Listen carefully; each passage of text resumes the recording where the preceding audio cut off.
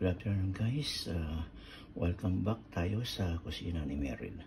And this time we're going to cook beef bulalo, another Filipino authentic dish or foods na paborito ng Pinoy. Ngayon dahil medyo malamig dito sa ating lugar, kailangan natin humigop ng mainit na sabaw. At naisip natin na iluto ngayon ay ang beef bulalo. Now we vote 2 pieces of beef shank na siyang gagamitin natin. Ito, yan pinakikita ko sa inyo yung beef shank. Yan ang ating palalambutin ngayon at siyang iluluto natin beef bulalo. So guys, ito ating magiging hapunan. Don't go away. At sinisigurado ko sa inyo, mapapawaw kayo at sasabihin yung yummy, delicious again. Itong ating ilulutong instant beef bulalo. Okay guys, I'll see you again later. Guys, ayun na ating beef shank. Nilalambot natin. Nalagyan natin ng sibuyas para lumasa siya. Bakit siya sa meat ng beef shank na ating pinalalambot para magluto natin instant na instant ang dating. So yan guys, makikita nyo habang pinagpuluan natin yan. Na-repair naman natin yung mga gulay o another sangkap na ating gagamitin sa pagluluto ng ating instant beef bulalo. It's modified, meaning to say modified. Whatever were left in our fridge, we're not going to waste it. So isasama na natin yan. So it's not the traditional beef bulalo. So it's a combination of beef bulalo and beef binaga. Okay guys, nandiyan na. Pakita ko na sa inyo kung ano yung mga other sangkap na sinama natin. Don't go away. I'll see you. Okay guys, back to you. Ito na naman yung ating pinrepair na sangkap o mga gulay na isasama natin dun sa ating beef bulalo. Siyempre, habang pinakukulo natin yun, pinrepair na natin ito. Meron tayo yung malalaking pechay dito. Ayun, isasama natin mamaya. Meron din tayong repolyo. Meron tayong string beans. Meron tayong white corn, potato. At meron din tayong jalapeno. At yun yung ating lemon na gagamitin mamaya na isasama natin para sa ating sausawan na patis. Yan, para patis o kaya toyo. Para siguradong masarap na masarap o very delicious at katakam-takam ang pagkain natin mamaya ng hapunan ng ating ilulutong instant modified beef bulalo. Guys, so sandali lang ito dahil pinalambutan natin yun. Paglambot ng ating beef shank, hulog na lang tayo o lagay na lang tayo ng lagay nitong ating mga others na sangkap. Ayan guys, sakto na natin nilagay na para alam natin matagal pang lumambot. Sinama na natin yung white corn. Ayan, nilagay natin tayo meron tayong 2 pieces o isang buong white corn na ngayon natin lang natin sa gitna dahil since I'm just alone, I don't want to waste some more. So, ang ginawa natin yung tama-tama lang kaya natin kainin para walang leftover. Kung meron man na po leftover, ay yung ihigupin na rin natin sa umaga. Okay, guys, don't go away. Guys, ayan, medyo luto na yung ating white corn. So, susunod natin ilagay naman itong patatas. Pagkatapos ng patatas, ilagay natin jalapeno, itong string beans, yung repolyo, at saka itong pechay o pochoy. So guys, ayan, napakadali. At sinisigurado ko sa inyo, hindi kayo magsisisi na manood nito dahil ito ay pwede nyo gamitin din sa inyong paraan ng pagluluto.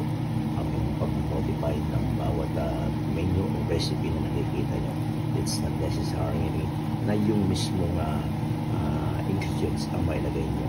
Dahil siyempre kung wala kayo ingredient on the spot kailangan magluto, whatever is left or left at your fridge, you can use it as long as ika na kayo bumabagay sa inyong niluluto. Okay?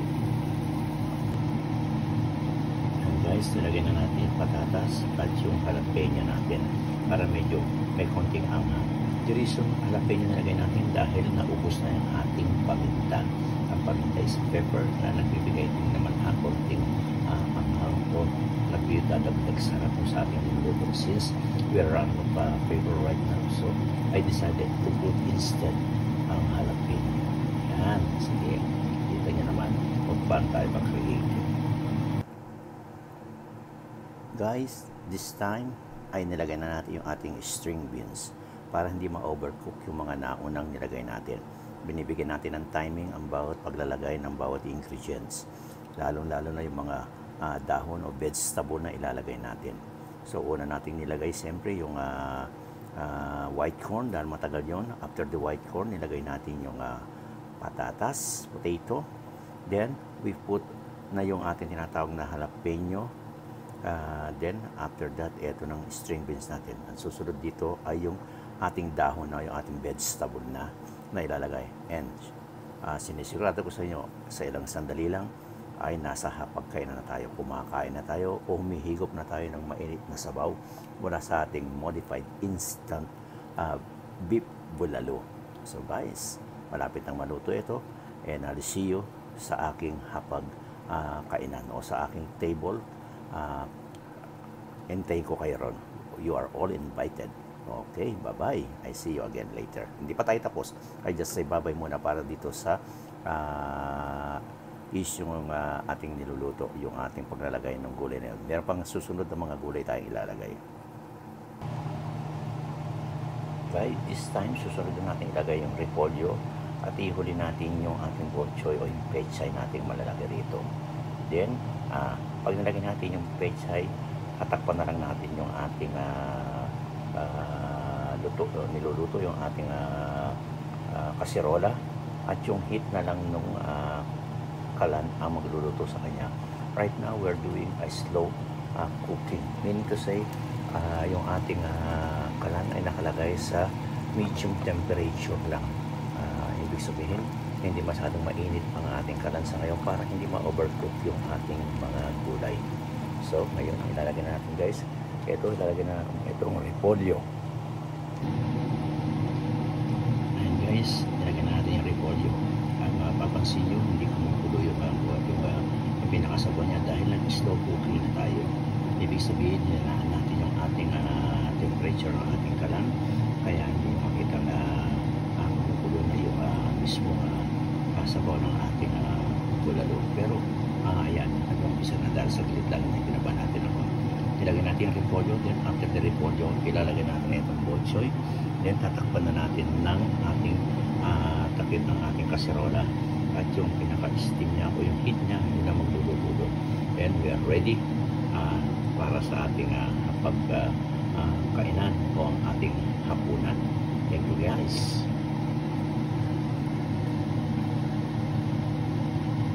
Then guys, nalagay na natin yung ating pocho, yung pechay natin.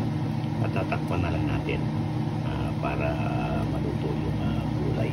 Pero hindi natin i-off na natin ang kalan dahil yung pinaka-heat na lamang ng pagka-cover ng takip ng kaserola kasi magluluto dyan sa ating gulay para hindi sila ma-overcook.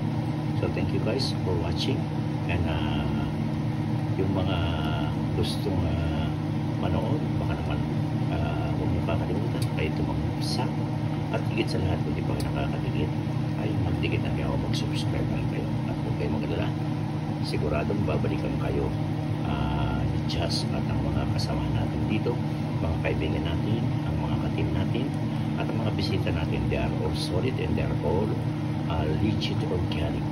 Hindi kayo magsisisi na ikaw na pumunta rito at makijoin sa ating mga live streaming dahil nakakasiguro kayo pagpunta nyo rito hindi kayo aalis na walang nakilalang legit na kaibigan. Okay guys, thank you, bye bye and God bless.